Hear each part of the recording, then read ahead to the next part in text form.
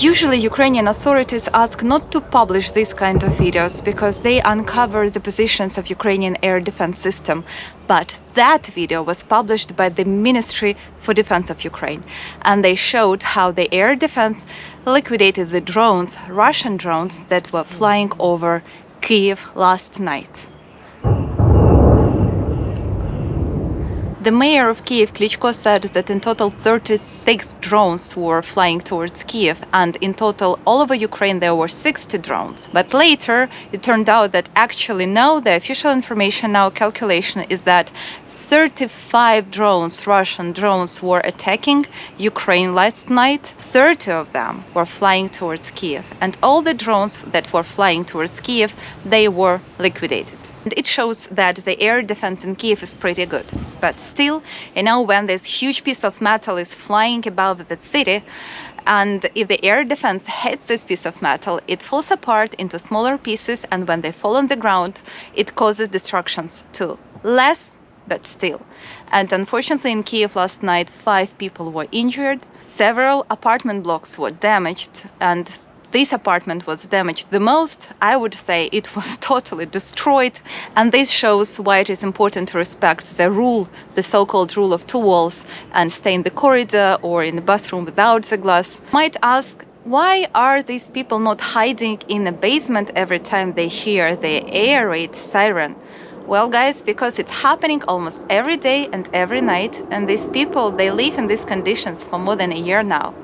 And they have to go to work every day, and they have to choose, to spend the night at home or to take their children into the basement where it's not nice and which is stressful too.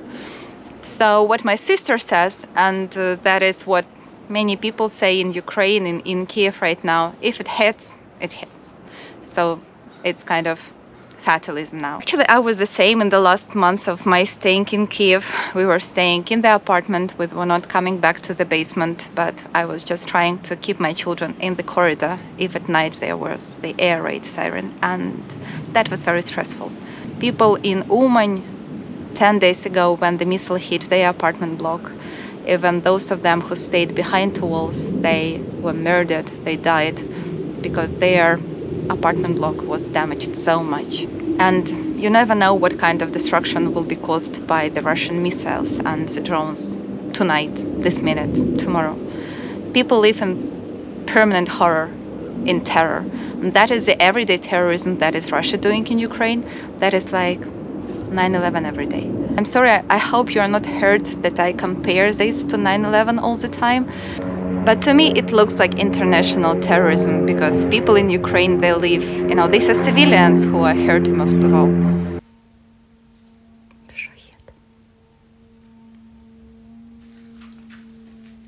This is my niece, Ira. She was recording a video message to her friend when she heard the sound of Russian Shahed. While I'm recording this video, I hear the airplanes here. I'm not far away from the airport, and I'm here for more than 6 months now, and I'm still kind of. One of my friends made a post on Facebook like, I don't even dream about Moscow being bombed. I just want them just to hear this air raid siren and wait. Will they hit or no? Just hear the sound.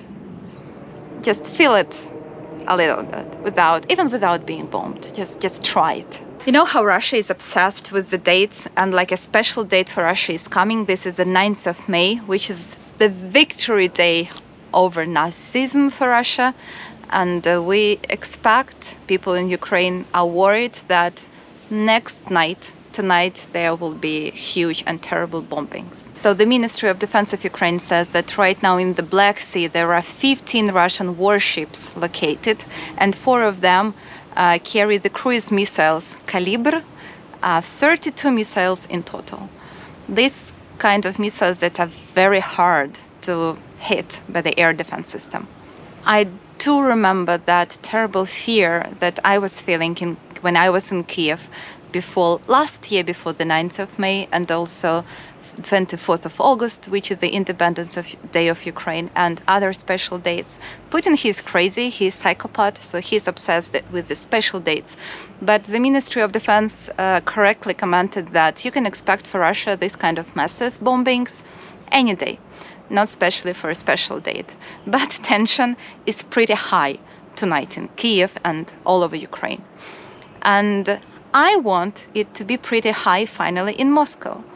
I want them to be afraid of us more than we are afraid of them. And I hope this day will come soon. Is this date important for Ukraine? Well, yes. For years, Ukraine was celebrating the 9th of May as the victory day over Nazism together with Russia and the other ex-Soviet republics. But today the decision was made to completely break up with Russia and not to celebrate this day anymore with Russia. So the president of Ukraine, Zelensky, he forwarded to the parliament the new bill to make the 8th of May the day of remembrance and victory over Nazism. And the 9th of May will become the Day of Europe. And to understand why it's so important, we have to go deeper into the details. So when the Second World War ended for Stalin, it was super important to have his own victory day. So capitulation of Germany was signed at 11:01 in Berlin. And at that time for Moscow, the clock ticked for the 9th of May.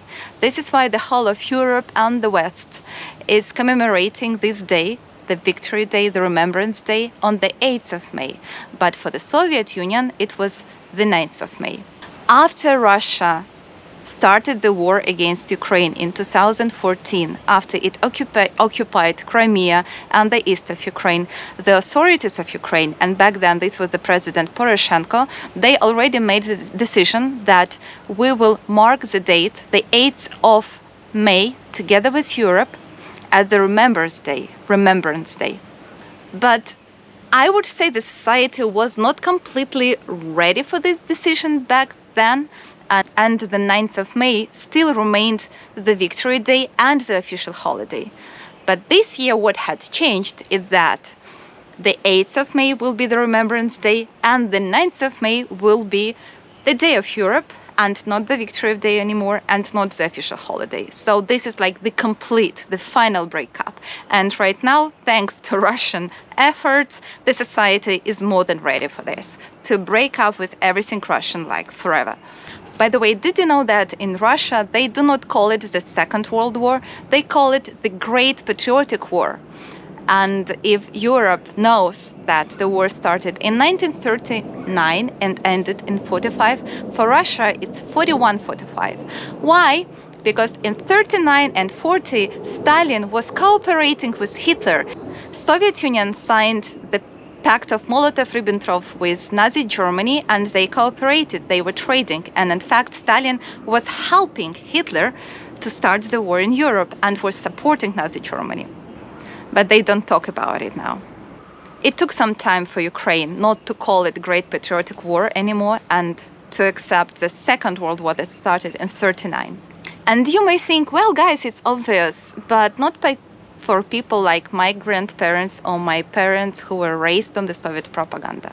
For our older generations, it took some time and efforts, and for some of them, it's still hard to accept it. And we have this huge generation gap between generation of our parents and our generation that was raised already in the independent Ukraine. For generation of our children, that will be very different, and unfortunately we pay a very high price for this. So this is one more important step for Ukraine towards complete break with the Soviet past.